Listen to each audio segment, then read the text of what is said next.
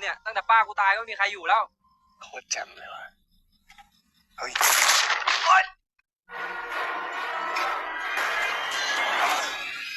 มันก็ยางไม่เท่ากันได้บอกวะมันจะมียางลบแล้วก็เต็มที่เฮ้ยมึงเลี้ยวทำไมเนี่ย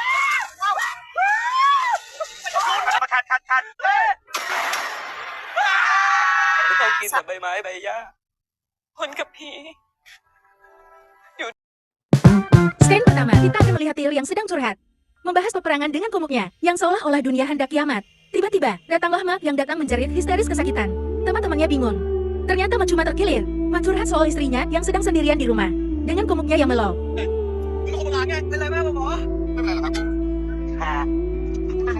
Hingga Puat langsung berdiri dan menyemangati mereka semua. Dan menceritakan adegan-adegan perang dalam film. Singkat cerita mereka kembali semangat dan berperang. Baru saja mulai. Mereka berempat tertembak, dan kemudian bersembunyi di kolong selokan. Lagi-lagi si Puat kembali berulah menanyakan soal gaya.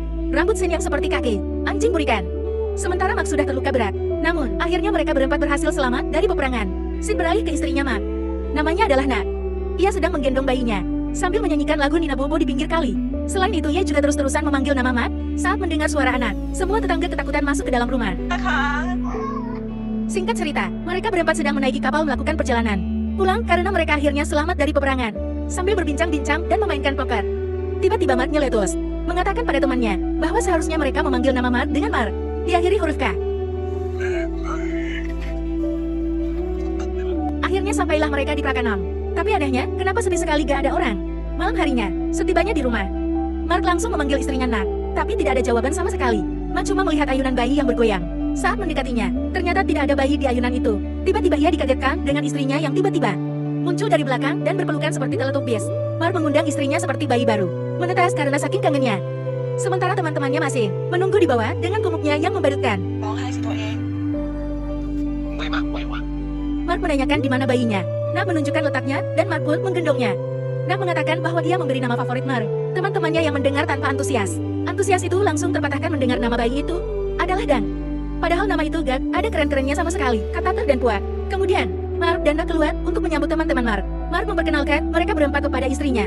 Namanya adalah Ether, Puat dan Sin. Mark menyuruh temannya untuk menginap di rumah seberang, milik bibinya yang sudah meninggal. Selanjutnya beralih ke Mark dan Nak yang sedang sayang-sayangan. Kemudian Nak bercerita bahwa dirinya selalu menunggu Mark di dermaga. Seketika suasana menjadi melo. Mark mengatakan ia berjanji tidak akan meninggalkannya lagi. Mark melihat kunang-kunang yang bercahaya. Nak mengatakan itu pertanda ada hantu kuyang dengan bercanda. Mark ketakutan dan bersembunyi di belakangnya. Mark bercerita bahwa dirinya sangat takut dengan hantu dan mengeluarkan jimat wajahnya dengan wajah yang aneh. Nak mencegahnya supaya meletakkan jimatnya karena masih ada banyak darah di jimat. Itu supaya dibersihkan terlebih dahulu. Malamnya, anak menidurkan bayinya dengan menyanyikan lagu Nina Bobo. Tapi nyanyian itu sangat membuat ketakutan para tetangga. Keesokan harinya, Mark dan teman-temannya menaiki perahu hendak pergi ke pasar. Scan yang berada di belakang melihat Nak berdiri dengan membawa bayinya, menatap Scan dengan muka tanpa senyum. Saat melihat kedua kalinya, anak sudah menghilang begitu saja. Sesampainya di pasar, Mark hendak membeli camilan, kue dan ikan untuk istrinya. Tapi anehnya kedua pedagang itu ketakutan melihat Mark. Kemudian Mark menemui Bibi Priet dan menanyakan lowongan pekerjaan. Tapi toko Bibi Priet tidak sedang membuka lowongan, karena semua karyawannya masih lengkap. Bahkan toko minuman keras sekecil ini juga punya wanita pendamping, kata si Puang. Bibi Priak seperti mengenali wajah itu, dan menyadari bahwa itu adalah Mark. Seketika dia langsung membahas Nak istrinya adalah hantu, dan menyuruhnya untuk melihat ke belakang di antara kedua kakinya. Tiba-tiba anaknya datang menutup mulut Bibi Priak. Sin yang merasa aneh menggenitkan wajahnya. Malam harinya, Sin terkuap dan mabuk-mabukan, dan tiba-tiba membahas maksud perkataan Bibi Priak tadi. Di pasar, kata Sin, melihat ke belakang di antara kedua kaki itu. Maksudnya untuk mengetahui dia hantu apa bukan. Mereka menyuruh Sin pergi nyamperin Mark. Sesampainya di sana, karena sanksi dengan tangga yang berada di mimpinya, ia melewati tangga nomor 4. Tapi apa yang terjadi? Ia malah jatuh nyungsep dosor terguling ke bawahnya. Saat merangkak, tiba-tiba Sin melihat rumahnya Mark yang sangat berantakan, dipenuhi daun kering, dan melihat ayunan dang yang bergerak sendiri. Sin turun ketakutan. Anehnya ketika ada jeruk nipis jatuh, tangan Nak memanjang mengambil jeruk itu. Sin menceritakan hal itu pada teman-temannya, tapi tidak ada yang percaya pada Sin, dan mereka bertiga malah melawan dengan terus menyanyikan lagu kebanggaan mereka. Sementara di sisi lain, kita akan melihat mayat Bibi Priak yang pucat terapung di sungai. Keesokan harinya, Seperti bapak-bapak pada umumnya, mereka gotong royong melakukan pekerjaan. Ter yang tidur saja disuruh Mark untuk mengambil kapak. Saat naik ke rumah, Ter melihat rumah Mark yang rusak dan berantakan. Seketika ia terngiang-ngiang dengan perkataan Xian. Tadi malam melihat Mark yang sedang masak di dapur.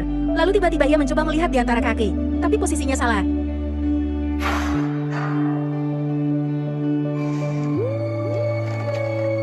Ter langsung menceritakan hal itu pada Xin. Xin seketika tercengang. Apa ia terkebelet pup dan berlari ke parit. Tiba-tiba, ia dikagetkan dengan tengkorak yang terkubur di depannya. Ia berlari sampai menabrak sarang lebah, hingga membuat wajahnya bengkak. Ia langsung berlari, menemui teman-temannya untuk menceritakan kejadian tengkorak. Tapi sayangnya, apa yang dia katakan tidak jelas, seperti Om di Sound Tesip.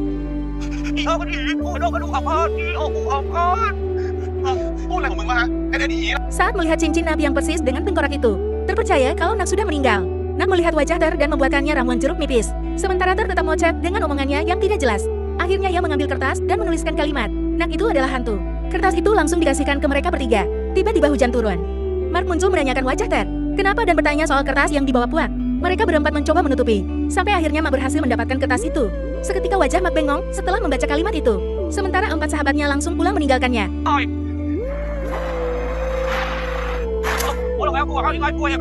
Sesampainya di rumah, mereka berempat mengemasi barang-barang untuk segera kabur.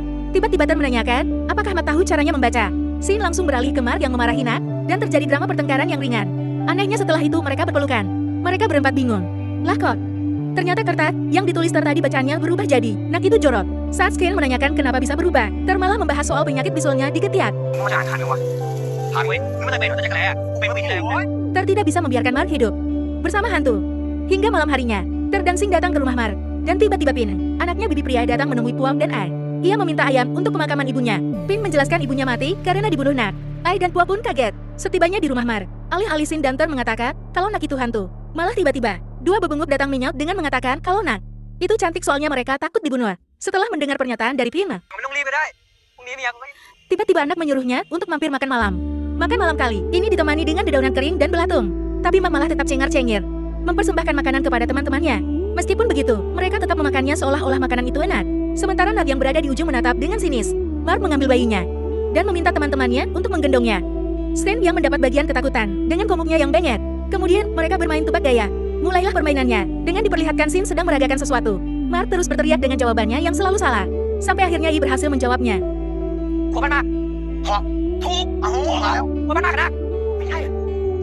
Ganti soal kali ini masih dengan Sin yang mengangkat ketiaknya. Lagi-lagi, Mark terus berisik dengan jawabannya yang selalu salah. Sebenarnya IQ-nya Mark ini berapa sih? Kata Ter dalam gibahnya.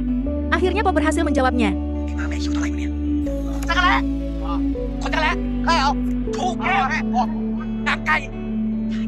Ganti soal Ter berdiri dan memeragakan sesuatu. Dan membuat teman-temannya bingung dengan apa yang ia peragakan.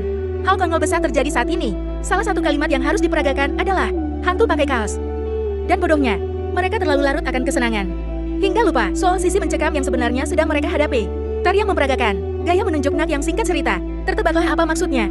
Mereka dengan sangat bahagia dan antusias mengatakan kalau kalimat yang harus ditebak adalah hantu pakai kaos. Menyadari telah mengucapkan hal yang tidak seharusnya dibahas.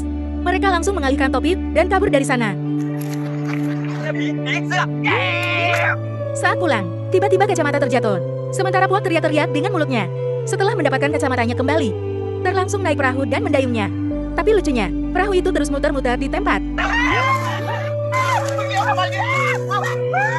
Sesampainya di rumah, mereka berempat ditemui Mak. Mak langsung marah-marah soal mereka yang menganggap Nak sudah mati. Sampai Mak pun menirukan suara Nak saat menjelaskan pada temannya kalau apa yang disampaikan Pin itu bohong. Dia cuma mengarang cerita. Sampai rumah, Mak tetap mencintai istrinya seperti biasa dan mengatakan Nak terlalu cantik untuk menjadi hantu. Di suatu momen pada malam hari, Mak dan Nak pergi ke pasar malam tanpa membawa dang. Nak terus menggunakan topeng monster di sepanjang kencannya bersama Nak. Mereka berdua tampak bahagia sebagai sepasang suami istri. Bahkan saat Mark memainkan permainan lempar kalung pupuk, gunakan tangan panjangnya untuk membuat Mark menang. Mereka pun pergi ke rumah hantu. Lagi-lagi komplotan Tom Coleman datang untuk menyelamatkan Mark dari hantu istrinya. Untuk melindungi Mark, mereka mengawasi setiap gerak-gerik keduanya untuk menunggu momen yang tepat mengambil Mark dari istrinya. Sampai tiba-tiba, komplotan Tom Coleman berhasil menculik Mark dan membawanya kabur. Tapi sayangnya pintu di depan terkunci. Sementara hantu Nak menyadari kalau Mark diculik karena keadaan darurat dan tidak bisa kabur. Keempat Tom Coleman cosplay menjadi pemeran hantu pasar malam. Nak sepertinya berhasil tertipu. Sehingga mereka berempat pun kabur membawa Mark. Lagi-lagi si Pup berteriak melihat penampakan hantu berambut panjang yang gantung diri seperti kelelawar. Ternyata dia cuma hantu jadi-jadian yang mengikuti. Keren hantu Nak. Tiba-tiba hantu Nak yang ori muncul di belakang. Mereka pun kaget dan berlari menjebol dinding rumah. Hantu. Keempat tongkol iman membawa Imam ke dalam hutan. Sedangkan Tar tetap teriak-teriak. Padahal cuma tangan palsu yang ada di pundaknya. Lagi-lagi mereka berlima dikagetkan dengan suara kerusuk. Kerusuk padahal cuma seekor kadal. Dan tupai yang sedang lewat di malam hari. Mark marah-marah. Ia tetap bersikeras kalau Nak bukan hantu. Teman-temannya memberi penjelasan padanya. Tapi Mark tetap saja tak mendengarkannya. Dan langsung pergi begitu saja. Mereka berempat mencari Mark. Dan menemukan darah yang banyak tercacat di dedaunan. Ternyata luka bekas perangnya makambul. Tercuriga seperti tidak ada yang beres. Kalau menurut Mark, istrinya bukan hantu. Lalu tengkorak, siapa yang ada di sana? Ia kembali teringat soal cincin pernikahan dan membuka paksa tangan Mark yang terluka. Sampai melihat cincin itu terkalungkan di leher Mark. Seketika, kecurigaan langsung mengarah kepada Mark adalah hantu. Karena mana mungkin Mark bisa selamat dari perang yang terkena tembak beberapa kali. Kecurigaan itu semakin kuat ketika Mark berteriak saat dilempari beras suci dari biksu. Dengan komuknya yang banyak terdan. Ketiga temannya berlari. ฝนไม่หมดฤดูไปแล้วไม่ใช่เหรอวะไอ้ห่า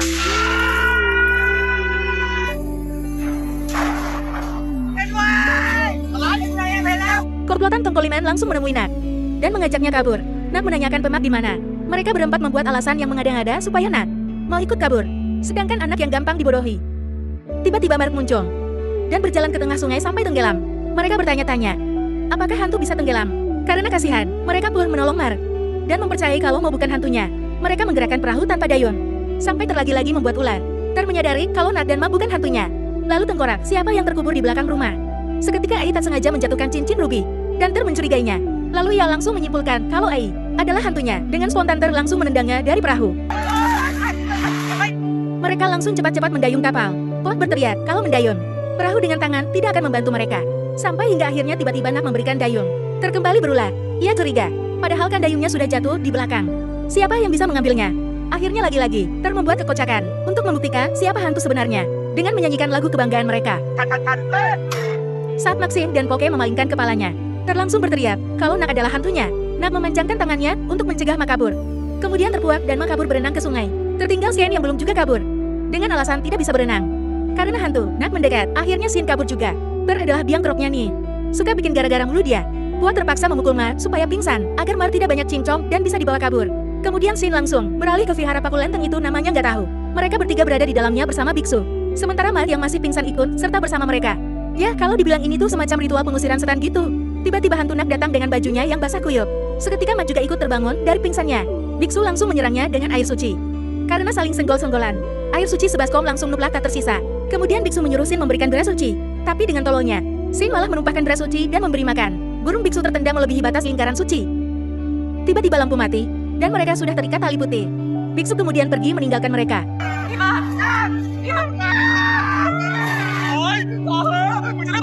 Seketika Ai datang. Mereka ketakutan dan mendorong Puat untuk menabrak Ai. Karena di bajunya masih terdapat air suci. Ternyata Ai bukan hantu. Ai menceritakan alasannya mempunyai cincin ruby. Dia mencurinya dari tengkorak yang terkubur. Karena ia butuh uang untuk berjudi. Sampai mereka pun melupakan kalau Nak masih berdiri di belakang. Saat hendak kabur, Nak menutup semua pintu dan jendela. Tar mengatakan kepada Nak kalau manusia tidak bisa hidup dengan hantu. Hal itu membuat Nak marah. Kemudian tiba-tiba dia menghilang dan sudah menggantung di atas vihara. Nak merasa terganggu dengan keempat teman Mark yang selalu menjauhkannya dari Mark. Ia juga mengatakan bahwa Nak tak pernah membunuh Bibi Priak. Bibi Priak mabuk dan jatuh di sungai. Itu yang sebenarnya terjadi. Ia meminta maaf atas kebohongan yang selama ini ia buat pada Mark. Keadaan tiba-tiba jadi sangat melau. Ia melakukan itu semata-mata agar tetap berada di sisi Mark. Ia meminta Mark berjanji untuk tetap melanjutkan hidupnya sekalipun Mark sudah pergi. Mark menjawab bahwa ia tidak peduli sekalipun telah dibohongi. Ia bilang ia akan mencintai Nak sampai kapanpun. Sebenarnya Mark tahu kalau Nak itu hantu. Sejak bermain tebak gaya, Mark sudah melihat Nak di antara kedua kakinya, dan dari sanalah ia tahu kalau Nak sudah meninggal. Namun, ia memutuskan untuk berpura-pura tidak tahu agar bisa tetap bersama Nak. Sementara, keempat temannya juga ikut terharu melihat kisah cinta Mark dan Nak yang gak wajar dan aneh. กินแต่ใบไม้ใบหญ้าคนกับผีอยู่ใน Mark mendekati istrinya dan menciumnya. Kemudian ia juga menanyakan, apakah Nak mencintai Mark? รักพี่เปล่า Aksi di akhir film. Kita akan melihat masa di mana Mark bertemu dengan Nak. Dilanjutkan dengan kehidupan Mark. Setelah itu, ia ikhlas mencintai istrinya yang sudah menjadi hantu dan menjalani kehidupan normal seperti manusia pada umumnya.